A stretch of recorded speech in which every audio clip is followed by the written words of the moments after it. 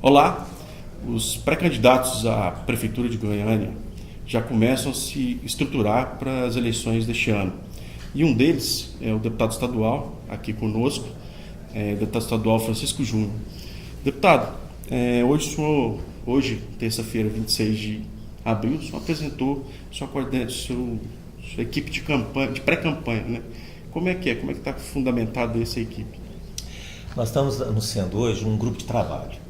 A intenção nossa, junto com o partido, com o PSD, é estruturarmos todos os trabalhos e de forma especial o diálogo com a sociedade para termos de fato propostas reais e factíveis. Quem presidirá o grupo de trabalho é o ex-ministro Flávio Peixoto, e a intenção nossa é justamente isso: agregar, somar a experiência de pessoas que já tiveram oportunidade de ocupar funções públicas importantes, que conhecem Goiânia, tiveram oportunidade de estar na gestão, ao mesmo tempo enriquecer esse trabalho com todo tipo de experiência, seja ela pessoas com formação intelectual, com boa formação, com estudo sobre a cidade, mas também pessoas com experiência, às vezes sem formação intelectual, sem tido a oportunidade de ocupar funções, mas é o líder do bairro, é aquele que mais conhece a experiência local. Então o grupo de trabalho ele visa promover esse diálogo com a sociedade, transformar esse diálogo em uma compreensão bem real dos problemas hoje e apresentar para eles soluções. O que nós não podemos aceitar mais é a cidade como está. A condução que está tendo, a forma que nós estamos tendo, a gestão de Goiânia, isso precisa mudar. Mas não pode mudar para qualquer coisa. Então nós estamos montando um bom grupo de trabalho, o melhor grupo de trabalho, para termos também as melhores propostas para Goiânia, capazes de serem resolvidas, e a partir daí termos condição de fazer um diálogo com a sociedade no período eleitoral e demonstrarmos como que vamos conduzir Goiânia a partir do ano que vem. Deputado, um dos pontos que outros pré-candidatos muito exploram é a questão de planejamento. Se discute muito planejamento. Há espaço para discutir planejamento hoje para essa eleição? E aí eu estendo até a pergunta ao ex-ministro Flávio Peixoto, já que existe uma camada da população, inclusive de Goiânia, que esse discurso ainda não é captado, não consegue chegar ainda, o pensamento ainda é um pouco mais simples, o interesse do eleitor é um pouco mais simples. Dá para esperar um tipo de discurso? O senhor que já também trabalhou com planejamento? Planejamento acabou virando quase um chavão. Agora, nós sabemos que o planejamento faz parte da solução de forma profunda. Agora, com relação à população ela quer a solução dos seus problemas. Nós precisamos falar em planejamento, mas acima de tudo nós vamos traduzir isso para a população, como que vamos resolver o problema do transporte, do trânsito do jeito que está. O cidadão não pode continuar acordando cada vez mais cedo e tendo o risco ainda de chegar atrasado no trabalho. Então essa linguagem a população entende. A população entende que alguma coisa precisa ser feita para ele poder chegar no cais e ser atendido. O que não dá mais é ele chegar, pegar uma senha e mesmo assim não ser vacinado, que é o que está acontecendo hoje, ou não ser atendido. É ele chegar numa prefeitura às 2h da tarde e ela está fechada, porque entenderam que deveria ter só um período de funcionamento, sendo que a gente sabe que o cidadão tem necessidade do serviço da prefeitura, do serviço público, 24 horas por dia. E a atual gestão entendeu que devia reduzir para 6 horas. Que o cidadão de Goiânia merece apenas 6 horas. Então, essa linguagem o povo entende, o povo sofre. Então, o que nós precisamos é, sim, com planejamento, encontrar soluções adequadas e apresentar essa solução para a população, resolvendo o problema. A população ela precisa de soluções. Agora, nós, gestores, usamos de todas as ferramentas as mais modernas e atuais que existem para encontrar essas soluções e apresentar para ele. Essa linguagem precisa ser usada, prática, bem conclusiva. Como é que vai funcionar essa metodologia, ex-ministro, para constituir um plano de governo? Olha, o nosso candidato foi muito feliz em colocar a questão do planejamento. Eu acho que hoje há um desgaste da palavra planejamento, mas a necessidade de uma ação planejada permanece, entende? Isso é no nosso dia a dia. No dia a dia nós sempre tomamos as ações que a gente acaba planejando de uma certa forma, entende? Alguns são mais felizes, outros menos felizes nessa estrutura. E em Goiânia hoje os pontos são muito claros, entende? Nada, absolutamente nada está funcionando. Se você faz uma análise da área da saúde, ela está precária. Se você volta a examinar a questão do trânsito, que é uma coisa de engenharia de tráfego, você também está sendo penalizado. Nem vou falar de transporte coletivo. O transporte coletivo exige uma medida que venha romper com esse processo aí. Essa crise é permanente. Todas as eleições nós estamos discutindo a questão de transporte coletivo. Aí, quando você fala em planejamento, é evidente que a população está cansada. Ela vê com uma certa desconfiança esse processo. Mas aí, uma das razões que eu aceitei o convite é que eu vejo no Francisco um gestor que tem um entendimento correto do que é planejar, entende? Que o planejar hoje, eu diria que é muito mais a coragem de tomar ações. E isso o Francisco já demonstrou, quando passou pela Secretaria de Planejamento da Prefeitura, as ações e as inovações que ele tomou, entende? E isso serve de embasamento.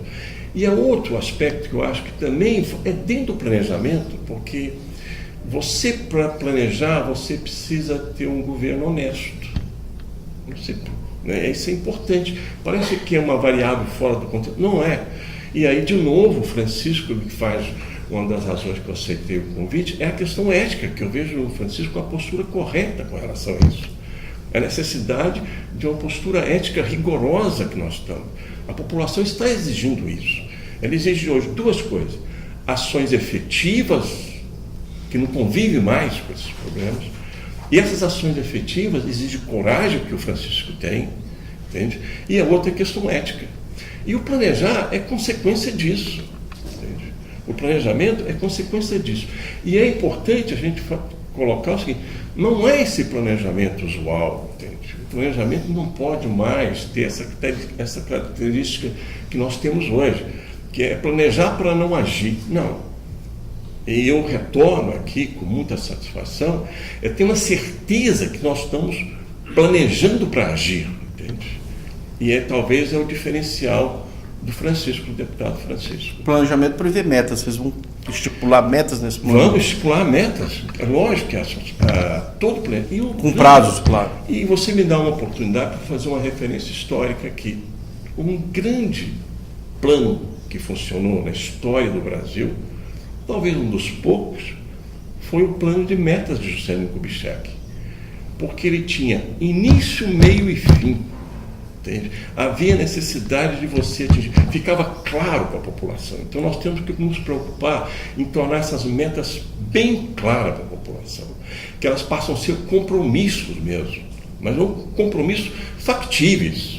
Não é também vir com propostas mirabolantes, entende? Onde você desgasta a figura do planejamento, que já está desgastada. E eu acho que isso, o Francisco é um gestor responsável. É o que nós precisamos. Nós não precisamos de bravatas políticas, entende? Discursos que prometem soluções mirabolantes. Não é isso. A população está cansada disso. E isso é que nos move nesse momento para a campanha do Francisco Júnior.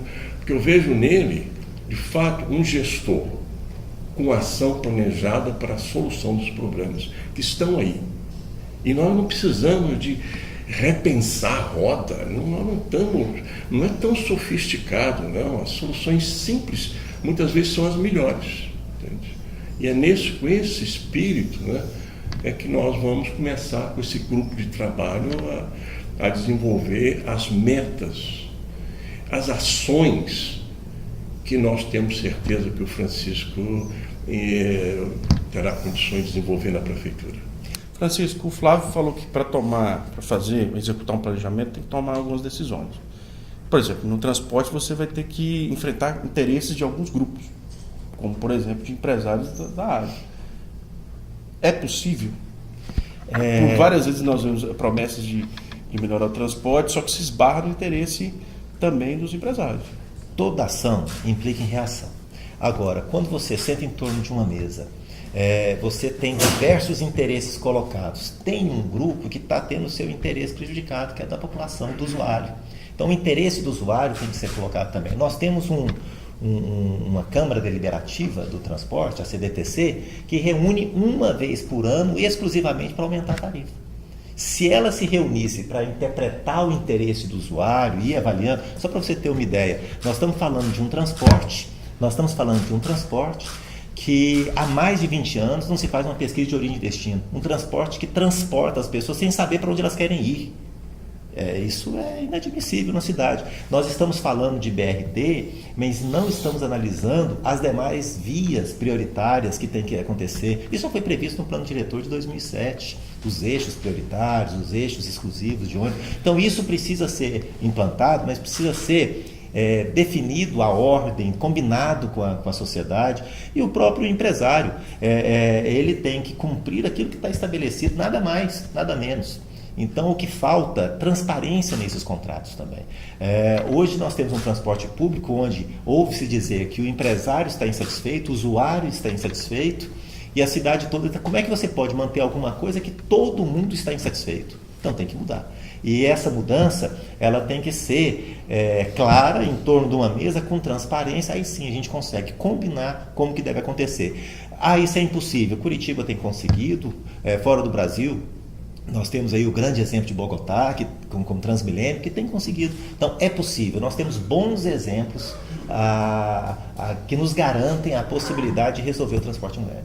Tem previsão de quando é que apresenta esse trabalho desse grupo? Não, o trabalho do grupo Do grupo de trabalho. Não, o grupo de trabalho, ele começa agora, ele vai se desdobrando em ações políticas e ações de planejamento, e eu digo para você que o trabalho do grupo de trabalho finaliza 2 de outubro com a nossa eleição, e ele se consolida 1º de janeiro com a execução do que estamos pensando.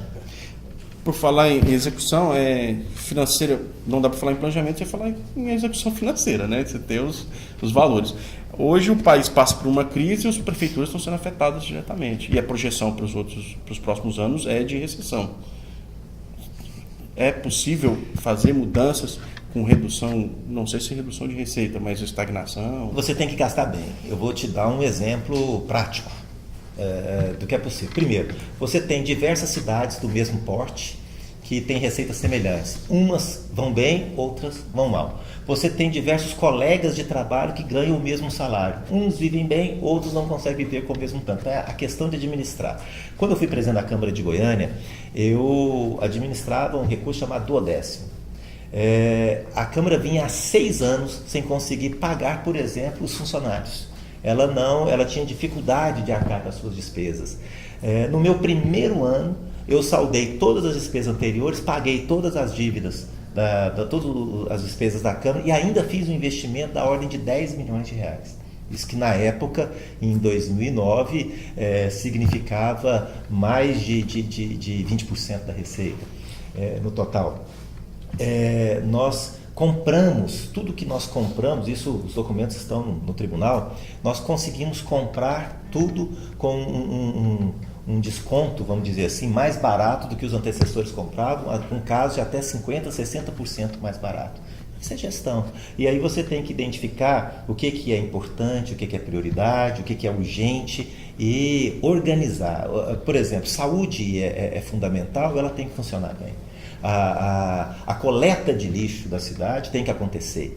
Então, tudo isso sempre existiu. Goiânia é uma metrópole com 1,5 milhão de habitantes e tem uma arrecadação independente da crise que dá condições dela ter uma boa gestão e desenvolver. Eu não considero a dificuldade financeira geral problema, impasse, que vai barrar uma boa gestão. Ela pode impedir novos projetos, ela pode impedir ações de momento, mas em termos vamos usar uma linguagem bem nossa, do arroz com feijão, ela tem que ser capaz, tem que ser possível. Não tem sentido dizer que ela não consegue manter o básico garantido pela Constituição, que é a saúde, a educação e o cuidado com a cidade. Isso é obrigação mínima do prefeito. Nós conversamos com o pré-candidato pelo PSD à Prefeitura de Goiânia, o deputado estadual Francisco Júnior, e o coordenador do grupo de trabalho, que vai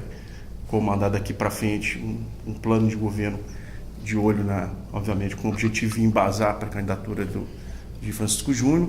É um prazer que vocês acompanhem essa entrevista pelo Pauta Goiás, pautagoiás.com.br.